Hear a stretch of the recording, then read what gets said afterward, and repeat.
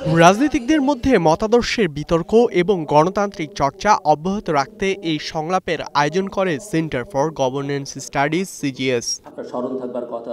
রাজধানীর সিদ্ধেশ্বরীর একটি হোটেলে সংলাপে অংশ নেয় দেশের কয়েকটি রাজনৈতিক দলের নেতা ও বিভিন্ন ছাত্র সংগঠনের তরুণ নেতৃবৃন্দ। তাদের মতে ঐকমত্য কমিশনের দূরদর্শিতার অভাবেই রাজনৈতিক দলগুলোর মাঝে বিভেদ বেড়েছে।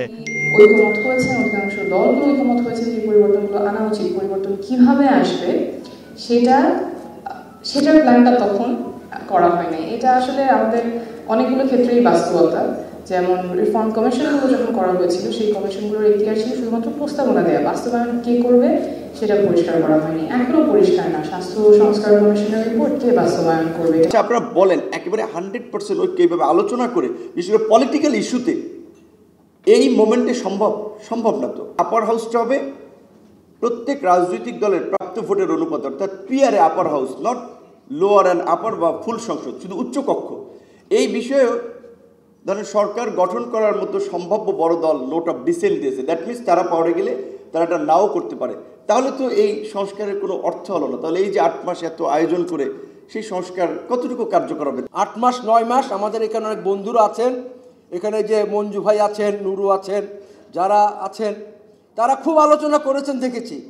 7-8 মাস আলোচনার ফলশ্রুতিতে একটা অশ্বডিম্বের মতো একটা অবস্থা দাঁড়াইছে আর কি।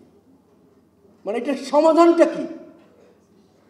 এই গণভোটের সমাধানটা কি, বা জুলাই সনদ কিভাবে বাস্তবায়ন হবে সেই বিষয়ে কোনো দিক নির্দেশনা কিন্তু নাই। মানে এক ধরনের হাওয়ার উপরে সবকিছু চলছে। রাজনীতিবিদদের দ্বিচারিতা ও দলীয় স্বার্থের কারণেই ঐকমত্যের আলোচনা থেকে কোনো ফল আসেনি বললেন এবি পার্টির চেয়ারম্যান। যারা বলছেন এত কিছু করার পরে একটা ঘোড়ার ডিম প্রডিউস হয়েছে, এটা পলিটিশিয়ানদের জন্য দুর্ভাগ্যের ব্যাপার। আমরা একসাথে বসেছি, এক টেবিলে বসেছি, টেবিলে বসলে দেখি খুবই আন্তরিক। যখনই মিডিয়ার সামনে মাইকে যান তখন ওনাদের আবার জাগ্রত হয়ে যায় যে ওনারা তো ওনাদের পার্টির পজিশন নিয়ে কথা বলতে হবে। তখন জামাত বলে যে পিয়ার ছাড়া মানি না। জামাতের লোকদেরকে টেবিলে বসে জিজ্ঞেস করছে আসলে কি পিয়ার মান্য? বলছি আর কি ভাই,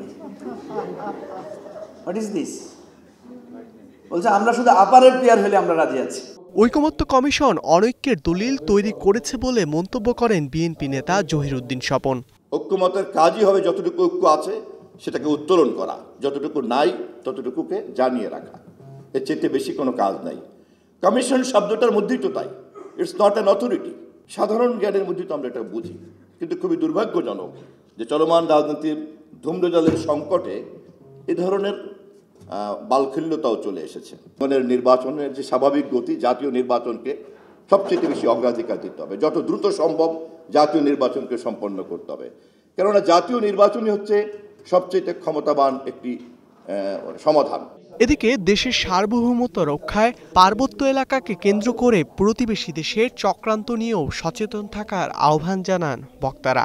এই যে গণ অভ্যুত্থানের মধ্যে দিয়ে ধ্রুব ইকরামুল, স্টার নিউজ, ঢাকা।